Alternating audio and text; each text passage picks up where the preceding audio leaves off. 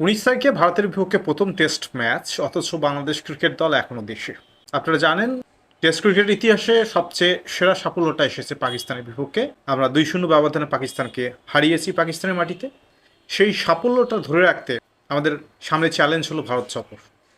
ভারতের বিপক্ষে আমরা শটা ভার্সনে ভালো খেলি, কিন্তু টেস্টে আমাদের রেকর্ড অতটা ভালো না। এবার সুযোগ এসেছে, যেহেতু টিম খুব ভালো খেলেছে পাকিস্তানের বিপক্ষে এবং ক্রিকেটাররা ফর্মে রয়েছে। তাহলে ভারত সফর কেন এত দেরিতে যাবে বাংলাদেশ? সুযোগ ছিল বাংলাদেশ কিছুদিন আগে গিয়ে ভারতের কন্ডিশনে নিজেদেরকে মানিয়ে নিয়ে ভারতের সঙ্গেও খুব ভালো খেলা। পাকিস্তানের বিপক্ষে আমরা ভালো খেলে প্রমাণ করে দিয়েছি যে ক্রিকেটাররা যোগ্যতা রাখে, যে কোনো বড় দলকে টেস্টেও হারাতে পারে। তো ভারতকে কেন নয়?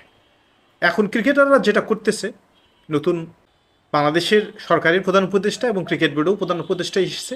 প্রধান উপদেষ্টার সঙ্গে ফর্মাল যে মিটিংটা তারা করেছে সেটাও হয়েছে, গতকাল নৈশভোজ হয়েছে, সবে হচ্ছে। কিন্তু এসব আরও 2-1 দিন আগে করে বাংলাদেশ ভারতে যেতে পারত, সেই সুযোগটা বাংলাদেশের ছিল। বাংলাদেশ কেন নিল না বলতে পারবো না, তবে বাংলাদেশের উচিত ছিল খুব দ্রুত এই সফরটা শুরু করা।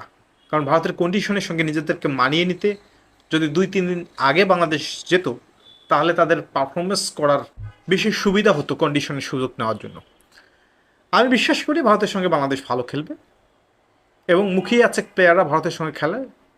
ভারত খুবই ভালো দল, টি-20 ওয়ার্ল্ড কাপ চ্যাম্পিয়ন, 2023-এ ওয়ানডে বিশ্বকাপের রানার আপ এবং গত টেস্ট চ্যাম্পিয়নশিপের রানার আপ, এবং তাদের যে র্যাঙ্কিংয়ে অবস্থান বাংলাদেশের থেকে অনেক ভালো, এটা আমরা জানি। তারপরও গত 1 থেকে 2 বছর যদি আপনারা দেখেন, বাংলাদেশ শটার ভার্সনে ভারতের সঙ্গে অত্যন্ত ভালো খেলে এবং টেস্ট ক্রিকেটে আমরা ভালো খেলার জন্য মুখিয়ে রয়েছি।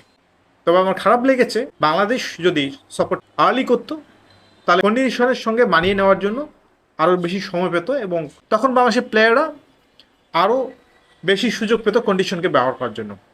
সেটা হয়নি।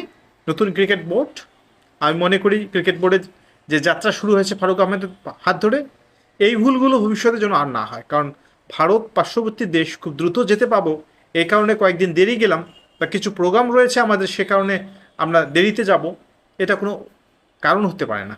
কারণ ভারত সফর এত গুরুত্বপূর্ণ। আমরা যদি এই টেস্ট সিরিজ এবং টি-20 সিরিজে ভালো খেলি ভারতের মাটিতে গিয়ে, বাংলাদেশের ক্রিকেট ইতিহাসেই পরিবর্তন হয়ে যাবে। আমরা সেটাই চাই, বাংলাদেশ বড় দল হয়ে উঠুক।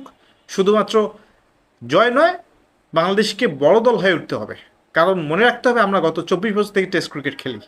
সুতরাং আমি আশা করব প্লেয়ারদের কাছ থেকে খুব ভালো পারফরমেন্স, এবং তারা খুব বড় মন নিয়ে ইতিবাচকভাবে ভারতের সঙ্গে খেলবে।